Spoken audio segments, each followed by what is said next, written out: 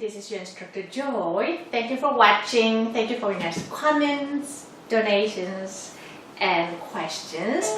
Please be encouraged to keep sending me your questions. So a subscriber is a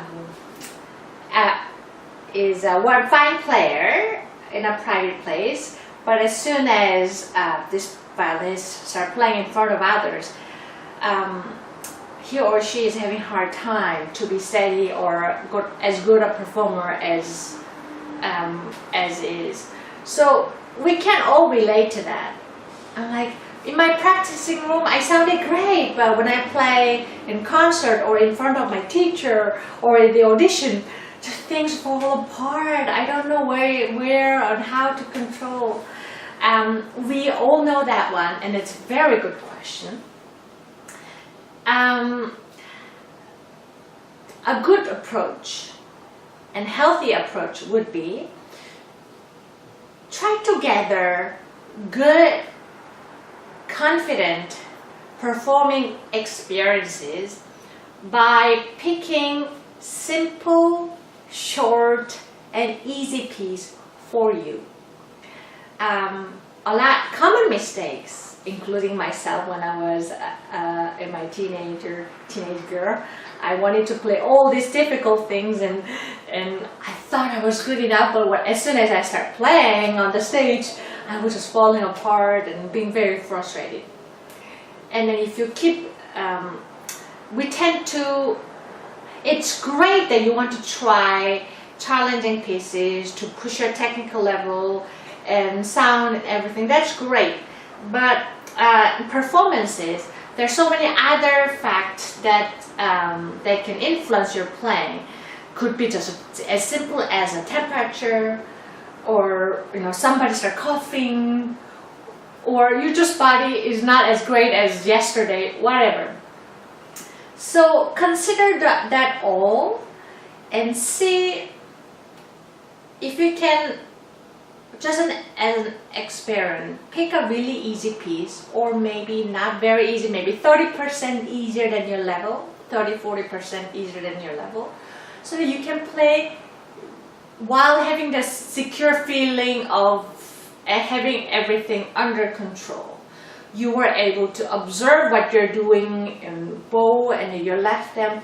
You were able to control and enjoy making beautiful musical phrases, things like that. And of course the audience will be happy, but even the audience who are not there, if this is an audition or recording session, you still feel satisfied.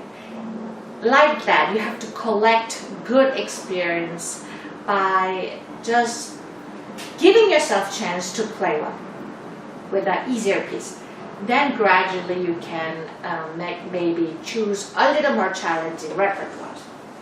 That's first thing. Another thing that helps me a lot is when you practice in your practicing room and you're preparing for a performance or audition or anything like that, try to video record yourself. Nice thing about video recording your playing is you learn to play at only one given chance. Meaning, try to play from beginning to the end without stopping, just like performance. Because if anything happens in performance, you just have to continue going. You can't just stop and say, oh, excuse me, may I start again? We can't do that. We have to learn to keep going. So when you do video recording, you're practicing, try to behave as though it's a performance. So try to play from beginning to the end and try to control as you go. And don't worry about the mistake just happened. It's already past. Try to forget about it and focus on what is about to come and breathe. Breathing often already helps us a lot. By breathing, you're getting oxygen in your head, therefore you're going to be able to concentrate better and being able to control better. So record your practicing and just give one chance. Don't redo it, stop and correct yourself. Don't do that when you video record. You can do stop and redo that when you practice just a little bit, but when you video record, just behave like it's a performance. And by doing that, not only you watch your playing and then pick mistakes from playing that you didn't hear while practicing, but also you're teaching yourself how to behave just like in a concert or performing or audition. Another great tip would be playing with a second musician. So sometimes it's hard for us when we're just completely solo, meaning without pianist, without guitarist, without cello or any second instrument, because everybody can hear what we do.